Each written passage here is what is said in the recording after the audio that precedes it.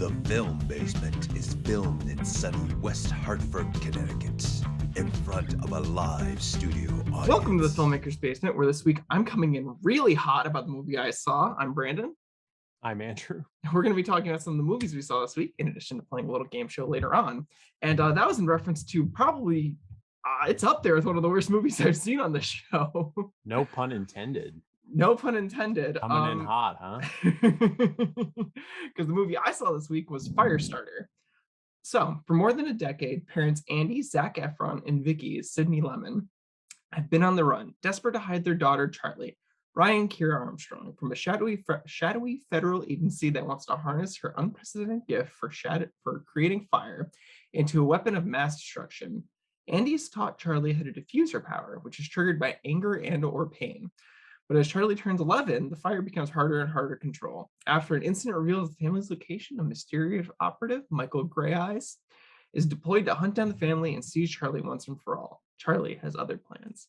So I have so much beef with half of that description because that's so wrong on so many levels. So like I referenced, this movie is god-awful. It's a Blumhouse film, which honestly I should have set my expectations more for, because sometimes Blumhouse has really good movies. Like I think they've done a couple of Jordan Peele movies, and I've just a couple other things that have been really good. But most of them are bad, and this definitely falls into one of them. I think what also lulled me into it a little bit was that it's a Stephen King movie, and at least in recent years, he's had some relatively good movies come out, especially for the It franchise. So I was lulled into that a little bit, but this was just a very boring, bad movie, which is probably one of the worst things you can have for any kind of movie. It's okay if it's bad, but if it's boring, that's on another level. And I think the most glaring issue for me is it suffers from the George Lucas effect. This isn't and this isn't a real thing. This is something I've noticed, at least, in reference to The Phantom Menace. For those who have seen it, I don't know why, but for some reason, everyone in that movie has no emotions whatsoever. Have you ever noticed that? Nobody reacts to anything like a normal human being would be. Phantom Menace? Yes, The Phantom Menace. They're all very monotone, and they act like this is an everyday situation. It's so strange. I mean, I thought Liam Neeson's performance in Phantom Menace was no, he's one of the most monotone people of all of them. He has no emotions to anything, at all. We have different opinions on the Phantom Menace. Yeah, well, I think have you rewatched it recently? No. You might change your mind if you rewatch it recently, because besides the boy who plays Anakin, everyone in there is so dull. And I always associate that with the director, because I know the problem with those movies is that George Lucas really didn't have anyone telling him no. So he kind of just got away with whatever he wanted to do. Yeah. And I think that's kind of what happened here. Everyone feels like they're putting in the bare minimum. And it feels like whoever was in charge of this just told the actors to just not act. Because they're just they're so dull, and they don't react to anything properly. It just makes no sense. In particular, this, again, I'm going to spoil this movie because this movie's garbage and nobody should see it. So 30 minutes into the movie, the wife character dies, which is its own thing that kind of ends up being a little comedic. But they kind of build her up as to being this kind of integral character. And you expect the mother and wife of these two characters to kind of draw out a little bit of sadness in them. Make it something that they build on later in the movie, but she's immediately forgotten. They literally watch her die in front of their eyes, and they just forget about her instantaneously. The kid doesn't seem sad that her mom's gone. The husband couldn't care at all. And we just move on. Nothing ever happened, and it was just the two of them this whole time. Additionally, another thing is the kid character. I know child acting is hard. I know it's difficult. But the kid just does not seem to give a shit about anything. Her character just forgets about everyone in her life constantly. Never learns a single lesson throughout this entire movie. And it's almost the same thing with her father, who is just also very all over the place. But yeah, no one ever feels consistent. They're all over the place, and they're so dull. It drove me insane watching these people act on screen. It was on the level of student filmmaking, which is another theme that runs kind of throughout the rest of this movie. The biggest being with the cinematography. And I don't know what was going on with this, because I felt like for half the movie, it felt like they had a confident cinematographer behind the camera. Like it didn't look amazing, but it looked decent, like shot composition and all that. But then the other half of the movie looked like there was a student film. And as somebody who's seen a lot of student films, that's not a compliment. Like, there's this opening scene, for instance. So we find out the husband, a little bit more backstory. The husband and the mother and the wife both have like psychic powers, essentially. And that's kind of how their child like inherits her ability to do this, like fire starting and a couple other things. And the husband has this ability to kind of like push thoughts into people's head and make them do things. And he uses this kind of, I guess, as like a life coach. At least that's the explanation we're given for his job. So we're in the beginning, we're having him essentially talking with this cigarette addict. She's trying to quit cigarettes and he's going to use his abilities to like cure her of her addiction or whatever. And like half of it seems like it's shot like kind of okay. And the other half of it has this weird interview style shot to it that leaves so much dead space on screen. It's like they were almost using the wrong camera lens, if that makes sense. Like you have like part of their face in like this half of the screen, and then there's all this dead space on the other side that they don't really fill with anything. And it feels very weird. Like, I don't know why they have all this dead space. And it's something that's repeated throughout the rest of this movie, like just very incompetent shots, which I know Blumhouse movies don't have huge budgets generally, but I've seen a lot of them that look a lot better than this. Like, this felt very amateurish.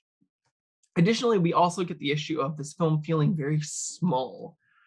And what I mean by that is we're put in the situation where we have this father on the run with his daughter trying to prevent the shadowy organization from getting them. But the shadowy organization never really feels like there's more than like two people involved in it. Like we get this like director lady who's trying to find them, and then we get that assassin character mentioned, and that's like 90% of like the shadow organization is those two. It feels so small. Like there's ways to make like a shadowy organization with like not a huge amount of people, or there's even ways to do this better that don't involve having a massive shadow conglomerate after them. But it just feels so off. Like, why are you referencing that there's this whole group of people after them when it only ever feels like there's a small tiny group that even cares? And we also feel this kind of reference in the characters themselves. Like they never feel like they're in a rush to go anywhere, to escape or do anything. Like there are multiple opportunities where they stopped on the side, like to just do something that didn't matter towards the plot at all and run back off again. So that was very weird. And plot-wise, this movie just makes no sense. And the part of the movie I'm going to use for this is the kid kind of like just existing. I don't understand how these parents thought this kid could live a normal life, because it seems like every situation she's put in, she loses control of her powers and tries to kill someone, both inadvertently and on purpose. So in the school, we see basically in one of the opening shots of the movie, we see this kid who's essentially picking on her for screwing up like a frog dissection or whatever. And it's like the most minor thing ever too. Like I was bullied worse than she was in high school. And like this kid almost blows up a bathroom with how angry she gets over the most minor insult ever. And this is repeated throughout the rest of the movie. Like at one point, a cat scratches her on the hand and she blows up the cat. Like this kid can't hold herself together at all. So I don't understand how she's made it 11 years of her life without murdering someone. And it's the lack of common sense on the parents' part too, because they constantly are putting her in these situations. Like they keep sending her off to the school, even though she keeps almost like killing people at it. The father at one point after this cat scratch scene immediately lets her run off with other animals that she could potentially harm or kill and expose them. Like nobody learns anything from anything in this movie. And it's stuff like this that's just repeated throughout it. It just feels like there's so many like plot holes and things that just don't make any sense in the story. So yeah, overall, I can't recommend this. I don't even know how this movie like how anyone greenlit this movie after seeing it. It's just awful. The only good part I will say is there was one scene where essentially they take refuge with this older man, and they end up sleeping in his cabin for the night. And they wake up the next morning. The old man finds out who they are, essentially, the fugitives on the run. And he has this confrontation with the dad, where the dad's like, no, don't worry. Like, and importantly, he finds this out through the TV, through like a newscast he was watching. Because what else do old people do besides watch TV, watch the news? And so the dad just like walks up to him and is like, don't trust the TV. Don't, we're on the run. The government's trying to get us. Don't believe this. And the dude just says, you telling me I can't trust the TV, and then trips over a table that was in front of him and falls flat onto his face, which was the only funny part of this movie for me. Mm-hmm. So that scene was worth it, in my opinion. It was fantastic. The rest of this movie is god awful, and I cannot believe it got made. So yeah, don't see this. This is terrible. Wow. People who made this movie should be ashamed of themselves. This might have been worse than Prisoners in the Ghostland, that Nicolas Cage movie I saw back in the fall. This is bad. So yeah. Did you see the original? I have not seen the original now. All right. Well, the original was 1984, and something I didn't know, I guess I should have, but Drew Barrymore was the girl character. Interesting. And Heather Locklear was her mother. Okay. I'd be interested to know if that one was better, like not like rating wise, but like actually watching the movie. Because I know a lot of those old Stephen King movies can go from being really good to really hokey, and there's not a lot of in between. So yeah. Interesting. The original actually has a 6 out of 10 on IMDb, and the remake has a 4.6. It should not have a rating that high. It should be lower. Both on a story level and a filmmaking level. They even made a sequel to the original Firestarter. It was called Firestarter 2 Rekindled. The tagline on it was "Too Hot to Handle." It was actually a sci-fi original miniseries that came out in 2002. Okay. It has a higher rating than the remake. It's a 4.8. Oh wow! Because sometimes the sci-fi originals are actually really good. So that's so unfortunate. But yeah, they do leave it open at the end of this movie towards there being a sequel. I do not think there will be a sequel. This is pretty bad. That's really funny.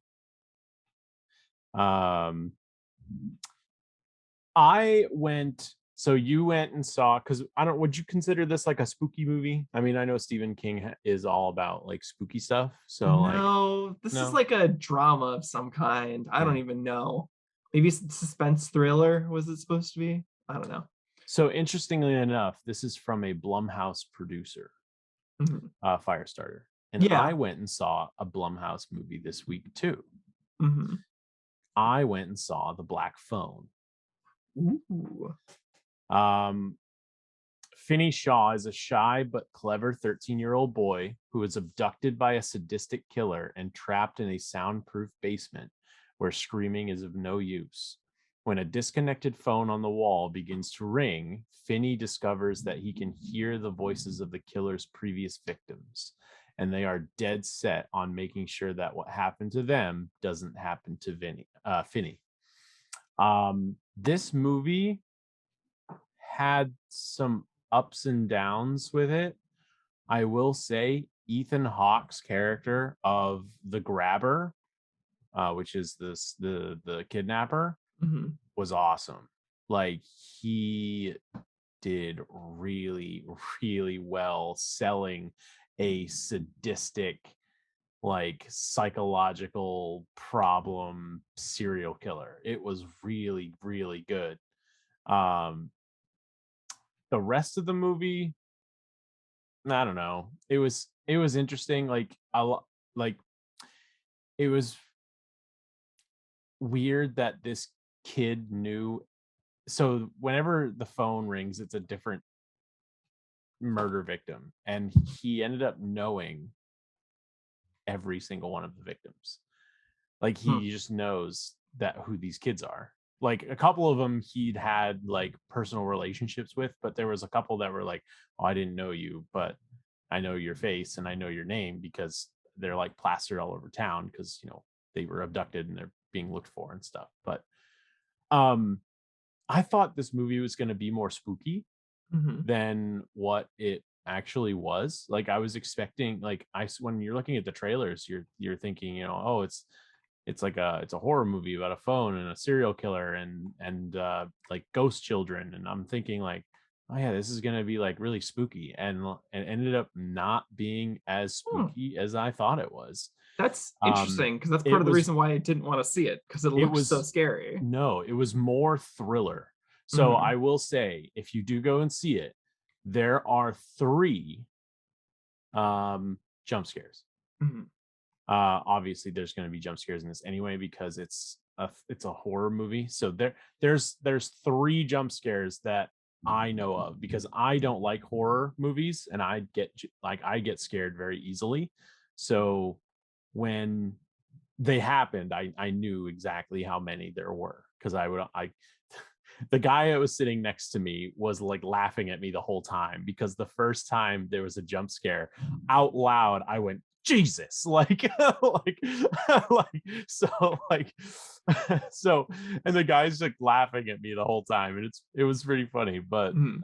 um yeah, it was more like a psychological horror, Hmm. rather than like a jump scare kind of horror.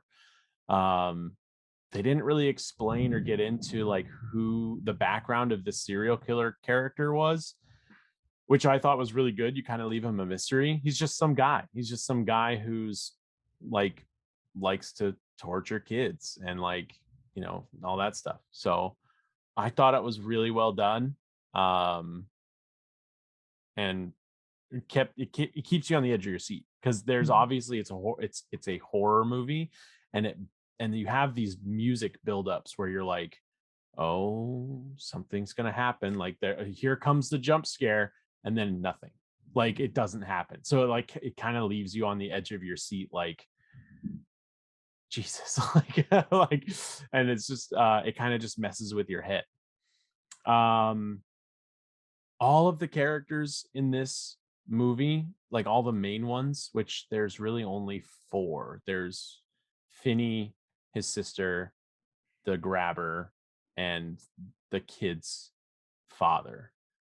All of their performances were really, really good.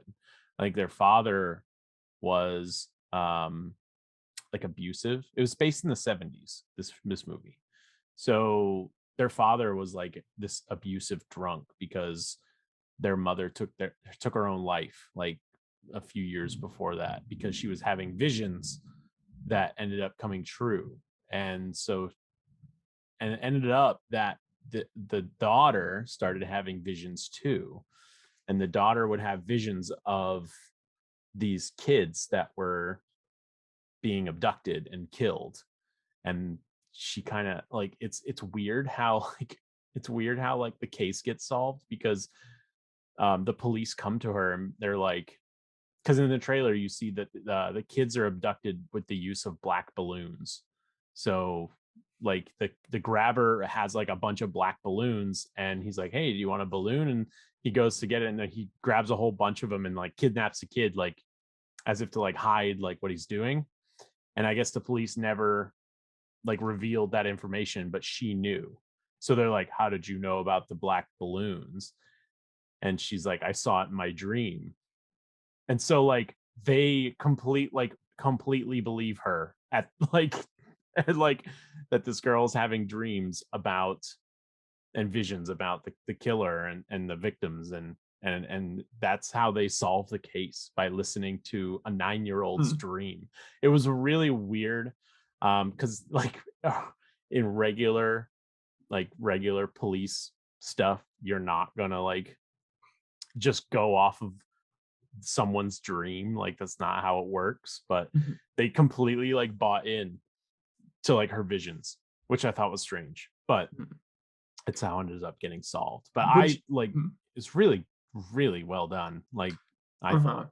So I'm curious, because you mentioned a lot of the upsides of this movie. It sounds very interesting, but you also Mhm. mentioned it had a lot of like ups and downs. So what were some of the downs of this movie then? So there's a lot of just kind of like sitting around, because obviously it takes place primarily in this basement. Mm. So it's pretty slow to get going. But when you figure out what's going on by the end of it, you're like, oh, okay, that makes a lot of sense. So there's a lot of steps to get to where the end of the movie is going, but once you get to the end of the movie, it all makes sense and it all fits together. And that's one of the downs also was like this girl in her dreams, like she's having dreams about and visions about the murder victims, and that's never really explained. So she just has visions, and like her father doesn't want her to have visions, so like he beats the crap out of her. Yeah. Jeez. Yeah, it gets pretty intense pretty quick when like she's like leaned over the kitchen counter and he's beating her with a belt. Oh Like, my God. like not even halfway through the movie, because the police showed up at her school and he wanted to know why. But yeah, I mean, overall, I would say go see it, especially because if you're not into horror movies, still go see it, because it's not really a horror movie. It is and it isn't. Like I said, I thought it was going to be more spooky, and it wasn't. So Yeah, the trailer definitely made it seem like it was going to be a jump scare fest, and I don't like I like horror, but I don't like jump scares. I think you can do horror very well without having result to a very cheap jump scare. But when it's earned, I think it can be a good tool, actually. And this sounds like a movie that could actually earn its jump scares. So I'm very down to actually see this now. And like a lot of horror movies are, they do, like that's their whole niche, is the jump scare. Like and so I can count on one hand how many jump scares there were in this movie. And you could probably too, when if you go see it. So I don't know, it was good, and I recommend going to see it because Ethan Hawke's performance in it just captures the entire thing of this movie. Yeah, it was really he was really good. Yeah, I'm very happy to hear that it did not go down the lazy horror route, which I think makes for a much more interesting. This makes for a much more interesting movie. And on the topic of interesting movies, why don't we move on to everyone's favorite segment, Pilot Wings?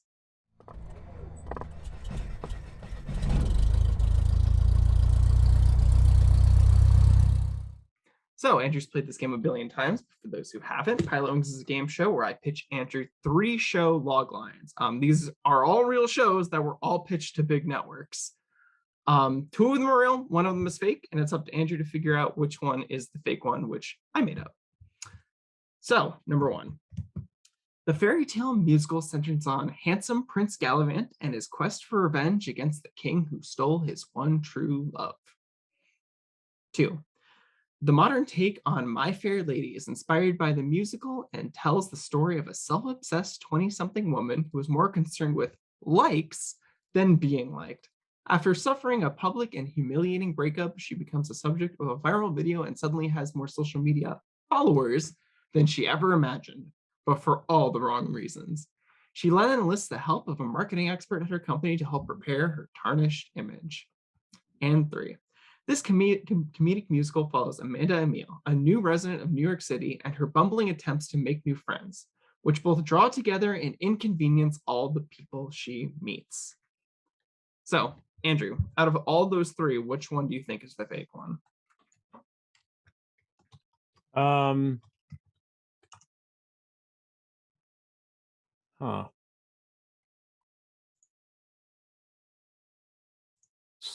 So the one that immediately comes to mind is that first one. Like, I don't, a fairy tale musical. Like, when have you ever heard of a fairy tale musical being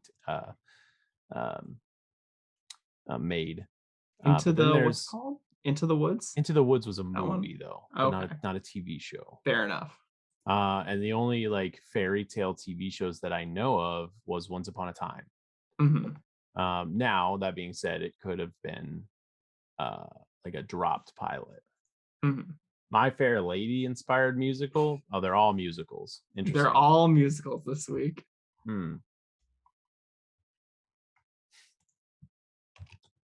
That actually kind of throws a notch into everything. That actually, the second one actually sounds like something that actually did get made. I just don't remember it being a musical. And the third one sounds like Rent. Like the musical Rent. I will admit I'm not familiar with Rent, so Um, interesting. I don't know what that's about. I'm gonna go with the first one, the fairy tale musical. I don't think that one's Mhm. is real. Interesting. You gonna stick with that one then? Yeah. Okay. Well, the first one was real. It's called Gallivant, and it got 2 seasons somehow. It doesn't seem like it would be that good. The No. second one was called Selfie, and it only got 1 season. And apparently, this one starred Karen Gillian, who I was Karen a little, Gillan? yeah, I was a little bit surprised by that. I didn't expect to see a big name attached to one of these kind of Yeah. shows. And the third one, which I had no idea what Rent is. This one's the fake one. Interesting. I've never, I know of Rent. I have no idea what that musical's about.